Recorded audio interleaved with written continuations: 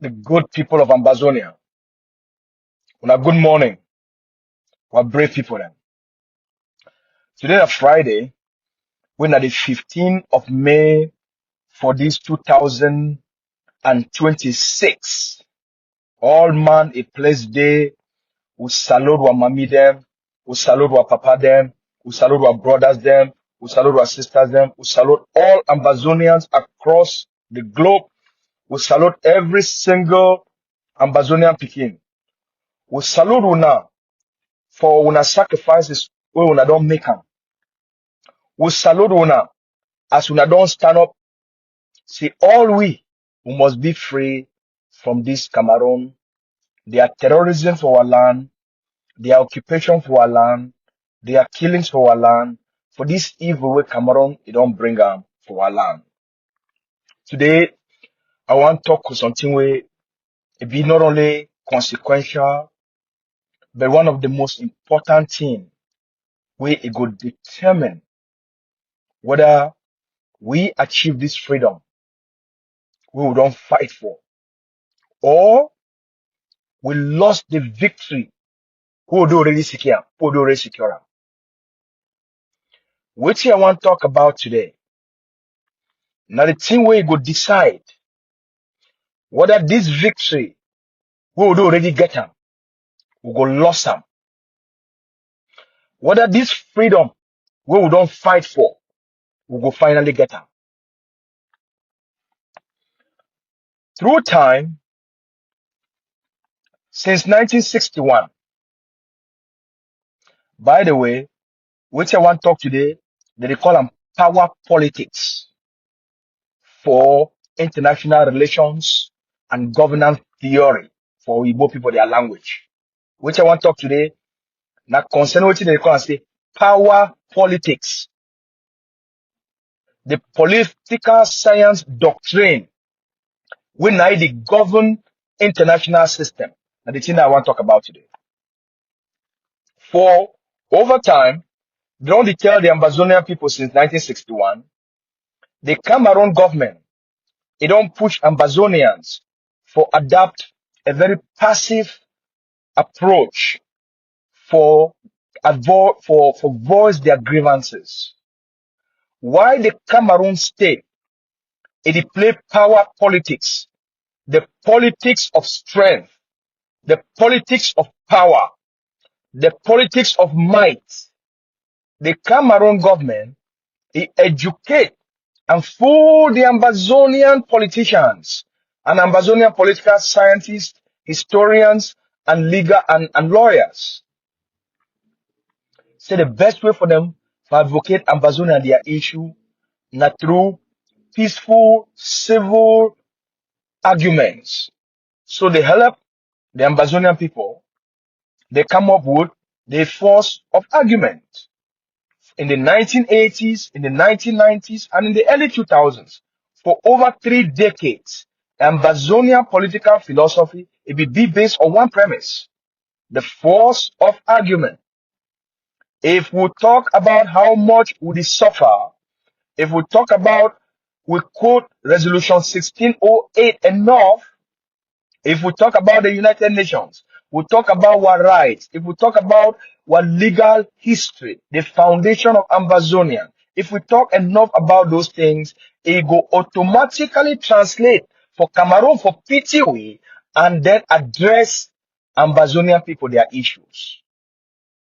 So you come up from 1961, you get AAC1, you get AAC2, you get the Boya Declaration, you get the Bamida Declaration. Cameroon not cough. Why? Because the Ambazonian leaders, they get the wrong assumptions on how the international system they work. They take policies, philosophies, and ideas where they only apply to advanced and well-established democratic system. And they think that those principles they go be applied to a tyrannical, a dictatorship, and a military state. in resolving political issues. The thing say, they say, the way with the Canada government, it will resolve political issues when the province of Quebec, when a French province, it woke up to say one separate from Canada. The way with the Canada government will respond, they will go for political dialogue, they will grant more and more autonomy, and then they give Quebec more and more power for be almost a sovereign country within the nation of Canada. The thing say, they say, when the province of Alberta for Canada, as we talk right now, there is a separatist movement where it go on for the province of Alberta for Canada, where a segment of the population they push for full independence of the province of Alberta. Guess what the Canadian government don't do? When I don't see they don't deploy military for Alberta, when I don't see they don't deploy the RCMP, they deploy all the Canadian military, they deploy armor tanks, they deploy anything. How many Albertans they don't kill them? Zero. Because in a political process, the advanced democratic country where the federal government of Canada, it go work with the provincial government of Alberta for resolve those issues, for find out whatever it be, whether it makes sense or not make sense. They go talk about them right now as we talk, for make sure say, for the federal government, for make sure say that idea it not go forward. The federal government it now go back, would tell the Alberta people they say, we don't want independence, wait. See what we don't build them as a society. Right now, over the last 20 years, they've done the fight for create a pipeline for Alberta where we go move the oil from Alberta, send it to other parts of Canada. Right now, the federal government, it don't grant that pipeline for the Alberta people there as a concession.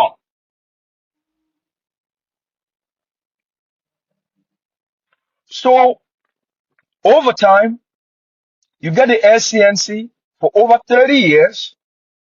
They keep the Ambazonian people them under occupation because they get a false assumption about the state of Cameroon. Any human being, any person where he don't woke up and he be a true Ambazonian nationalist, a true Southern Cameroonian leader, the Cameroon government never ever leave him, make that person stay inside Ambazonia.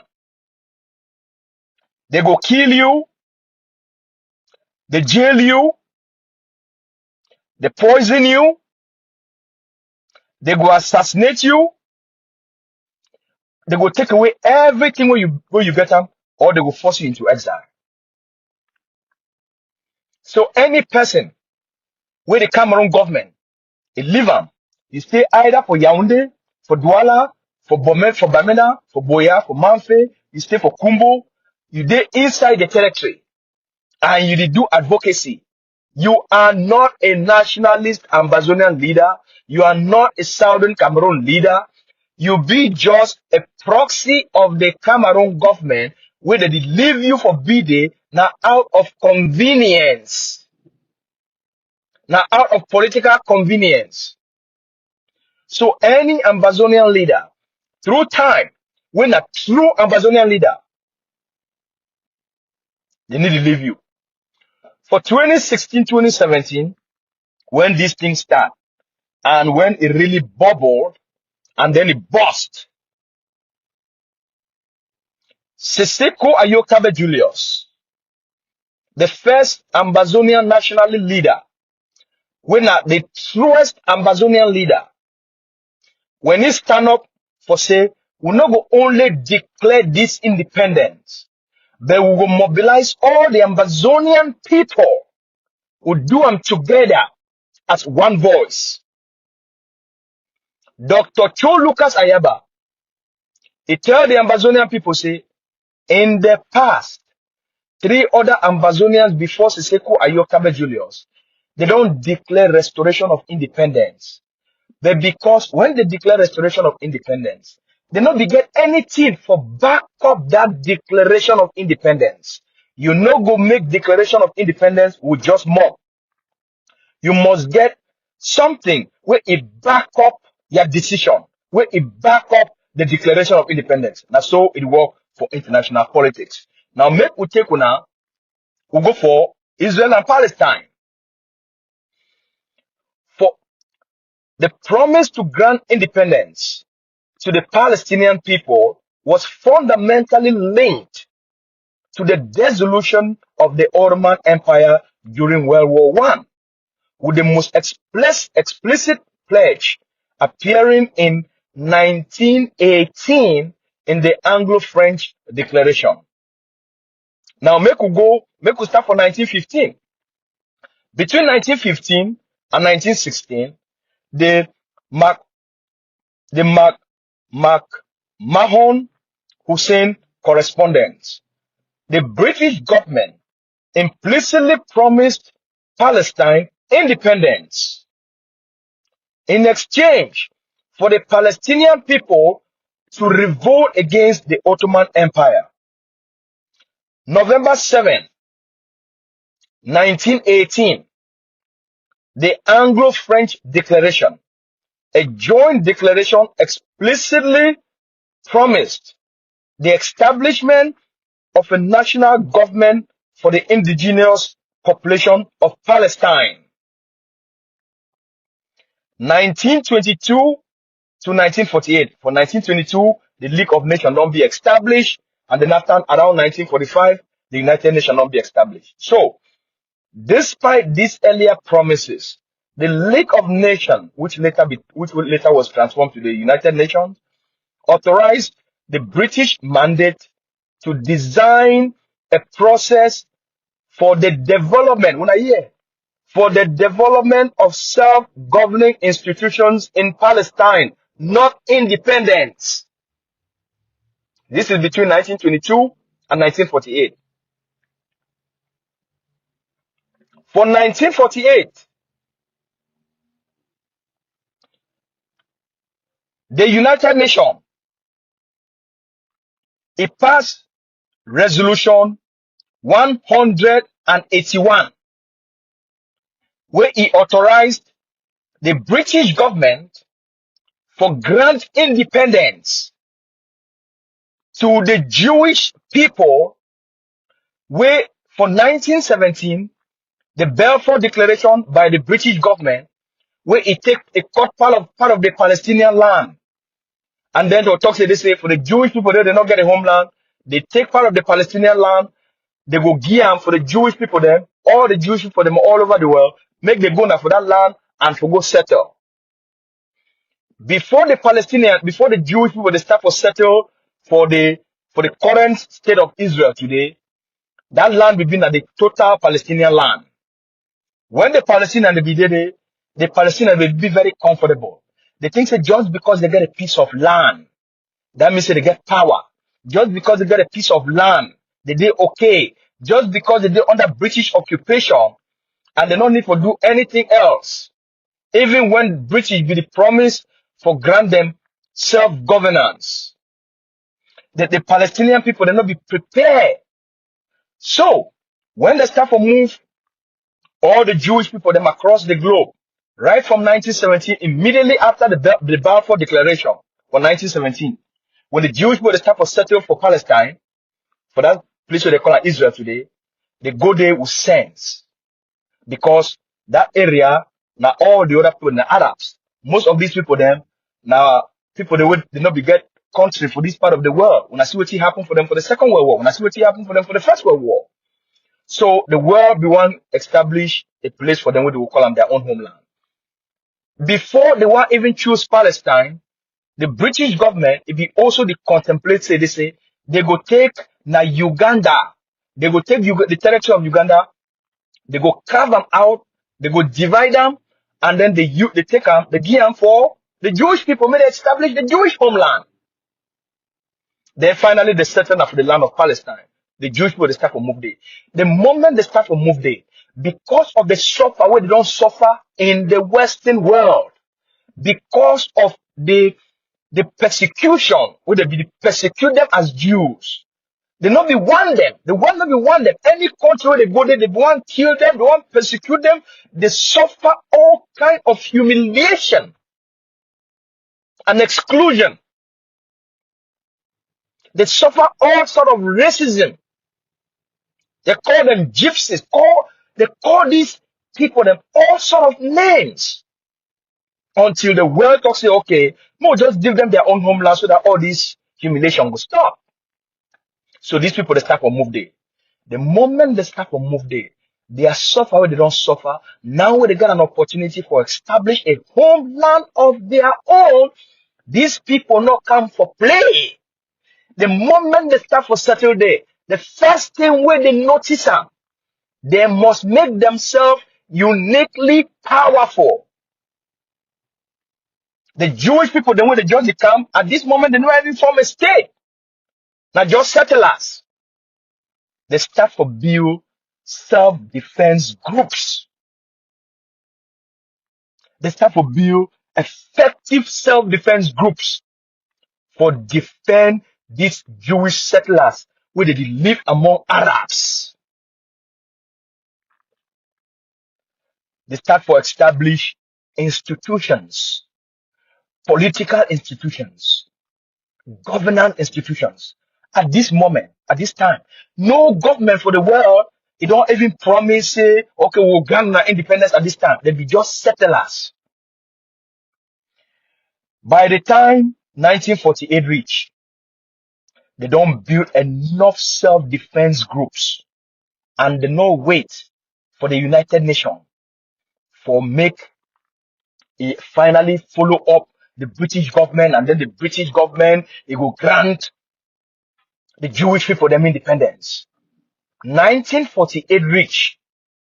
Immediately after that resolution, the Jewish people them, they declared their independence.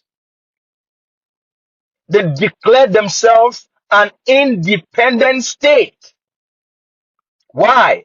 Because they don't take almost 30 years for build enough defenses, for build enough power where they should declare their independence and back them up. So they declare their independence. The world only recognized their independence. What happened immediately after they declared their independence? War broke out between the Jewish people and the Palestinian people and Arabs. Because the Arabs will not be build power, the Jewish people, with their small numbers, they win the first battle, the first test of the fight for land. They defeat the Arabs, and they establish themselves as the new power and authority for that region. Now compare that with the Ambazonian people, their history. We get a territory. We don't live for that territory for generations and generations and generations and generations, even before the First World War. And then when they established the League of Nations, they start a process for trust territories. And then they transform it into the United Nations. They move us, govern us with the eastern part of Nigeria. They integrate us with Eastern Assembly, with Dede. We'll come up for 1954. We'll come back from Ambazonia. We'll not build an army for defend Ambazonia institutions. On the other side, the French, they don't help the state of Cameroon. They help them for build intelligence. They help them for build police force. They still help them for build army. They help them for create institutions for prepare for the independence of themselves. The failure of Ambazonian people then for understand international politics and how international relations work in terms of power politics were failure now it lead for place where we dey today so Ambazonians.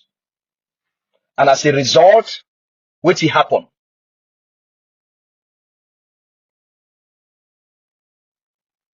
Instead of a union of two states, we became an occupied people. We became an integrated people with a country where it already prepared.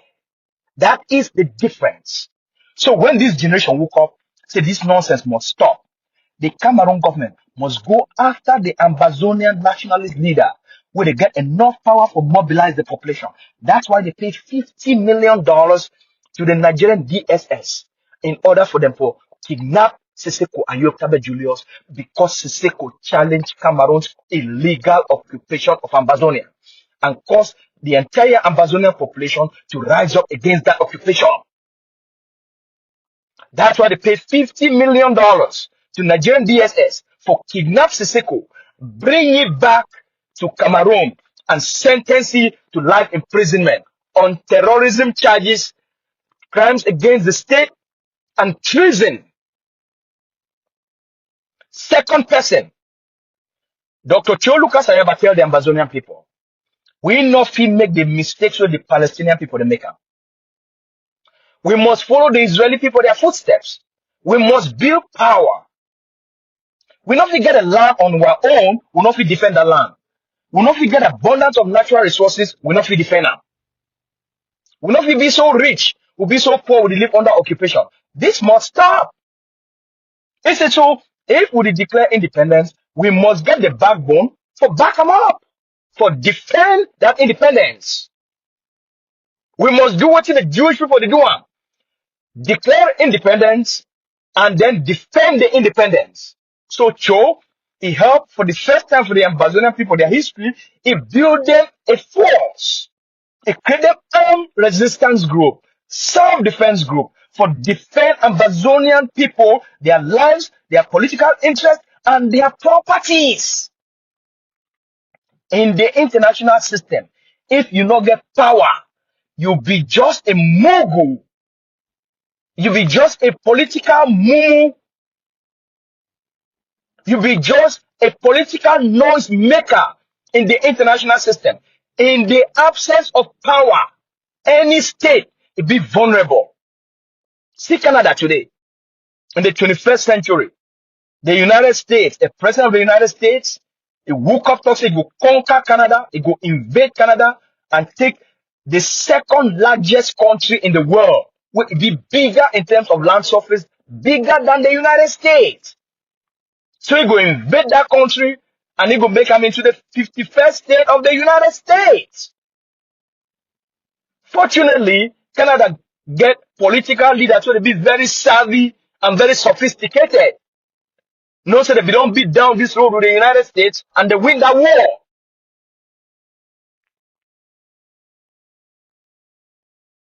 Woke up, talk say they say they go take over Greenland, a Danish part of the Danish territory.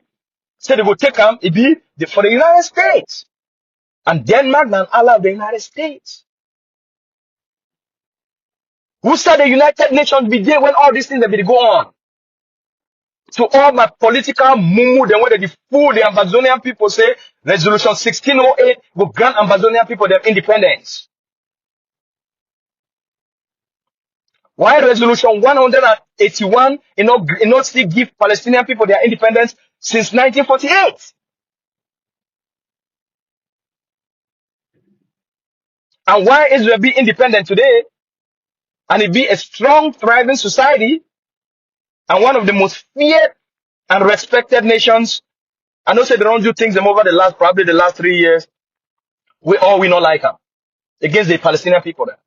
But if you be a Jew and you don't suffer this kind suffer for more than 100 years, and finally you get a homeland, trust me, any person will mess up with your people and your country, you will go through all extent to put them for their place and not support the policies of the Israeli government. But if you listen from their own perspective, you will understand. And for me, I always take my time for listen, for be for other people their shoes and see life from their perspectives. So, over time, the Cameroon government, it realized and say, Dr. Cho Lucas Ayaba, he actions, he go give the Ambazonian people enough strength, enough power, where Ambazonia will become a truly independent state from Cameroon's occupation. So they recruit all sorts of persons Make the staff for do character assassination. Make the staff for make this man make it look like a demon. Make the demonize him. Make the blackmail him. Make they do Cameroon do everything. They recruit all sort of persons from Michel Bianton to Eric Tato.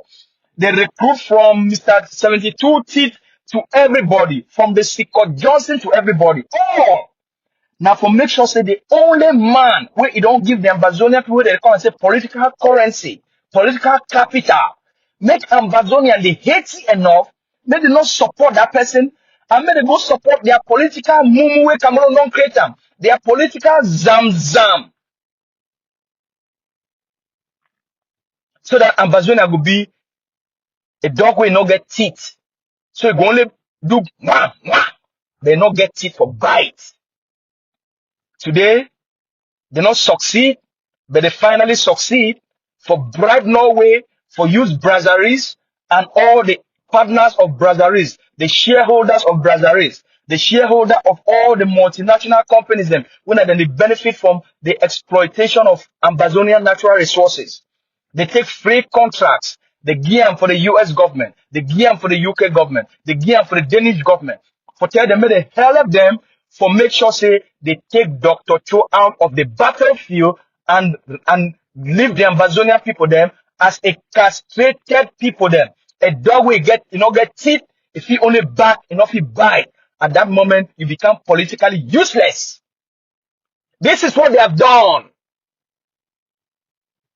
Instead for Ambazonians for celebrate, praise Dr. Chuayaba. Be so grateful and thankful for this man. We don't give Ambazonian people them the political glory, the political capital, the political currency.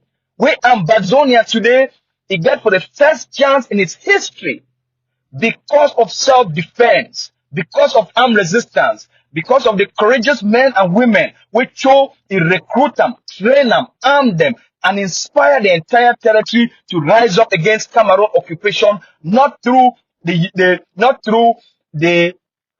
grammar of the use of argument, but through the strongest political weapon in history. The people they must get power.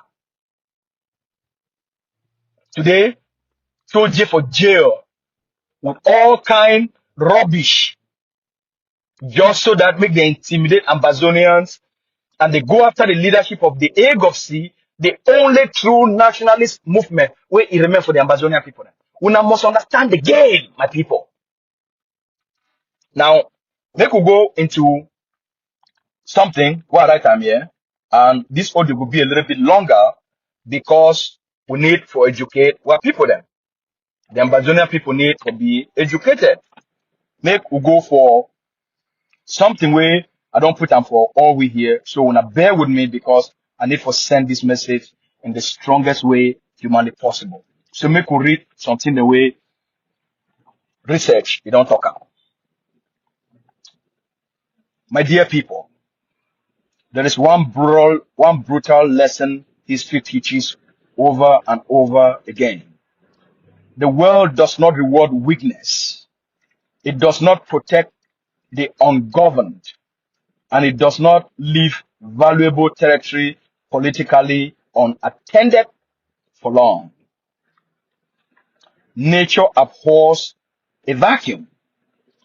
Whenever a people possess enormous wealth, strategic land, valuable resources, or geopolitically importance, but lack the leadership capacity, institutional strength, and strategic consciousness or unity to transform and defend those assets, other powers eventually step in to control, manage, exploit, and dominate that space.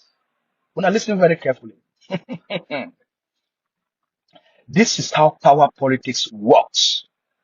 Not emotionally, not morally, strategically. Throughout history, powerful nations, empires, and ruling systems have always moved toward zones of wealth, strategic advantage, and weak resistance. Why? Because power respect organization, power respect capacity, power respects systems capable of protecting its own interest. And where those things are absent, domination enters. My people, look carefully across the world.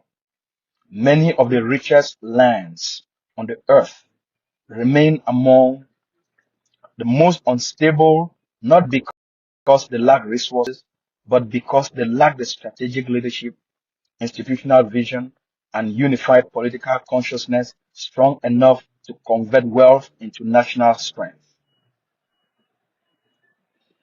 Resources without strategy becomes a curse. Wealth without organization attracts predators, and a territory without strong political consciousness eventually becomes controlled by those who understand power better. Let's move on. This is the tragedy in many societies today. They mistake possession for power, but possessing wealth is not the same as controlling destiny. A people can sit on a gold, oil.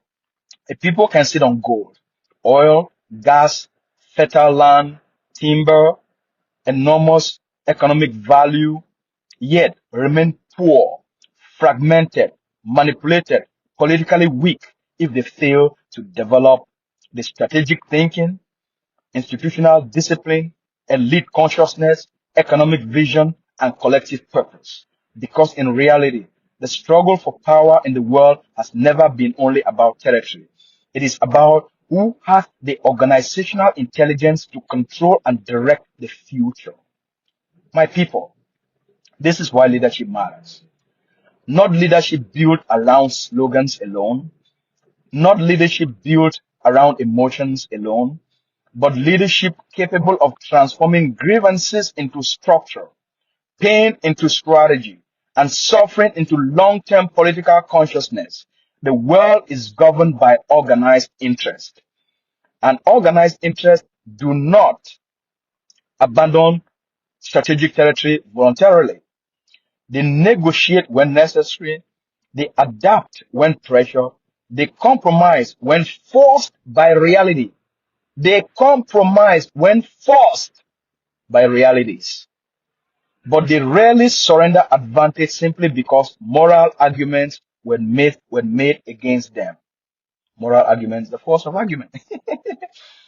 That is why serious people throughout history understood something important. Freedom is not only a legal question, it is a power, it is a power question. It is about whether a people possess sufficient unity, sufficient resilience, sufficient strategic patience, and sufficient political maturity to shape outcomes over time. Because no people is respected permanently simply because they suffer. Make I repeat them again. Because no people is respected permanently simply because they suffer.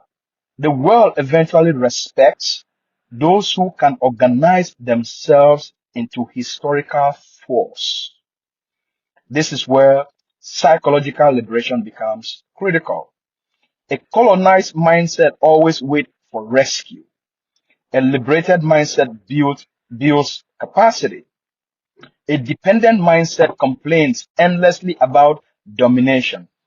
A strategic mindset studies power and learn how to negotiate with reality intelligently.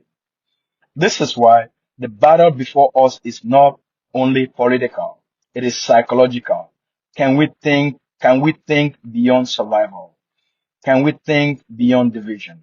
Can we think beyond emotional reaction? Can we think like a people preparing to shape history rather than merely suffering from it? This is the real challenge because nature abhors a vacuum. And wherever serious leadership, wherever serious leadership, organization and discipline and strategic vision are absent, Stronger system, stronger systems move in to fill the space, not because they are morally superior, but because they understand the importance of power more clearly. My people, history is unforgiving towards societies that fail to transform opportunity into strength. But history is also generous towards people who awaken politically, organize intelligently, and develop the discipline necessary to defend their own future. The lesson is simple. If we do not define and build our future strategically, others will define it for us. If we do not organize our resources intelligently, others will organize them for their own benefits. And if we do not leverage and if we do not elevate our political consciousness, we will continue producing leaders emotionally overwhelmed by events rather than leaders capable of shaping events. The future belongs not merely to those who possess wealth. The future belongs to those who understand what wealth means, how power operates, and how nations are built. This is the task before this generation, not merely to resist, but to mature, not merely to complain, but to organize, not merely to survive history, but to shape it. My name is Lucas Asu, the spokesperson of the only truly Ambazonian nationalist movement, the Ambazonia Governing Council.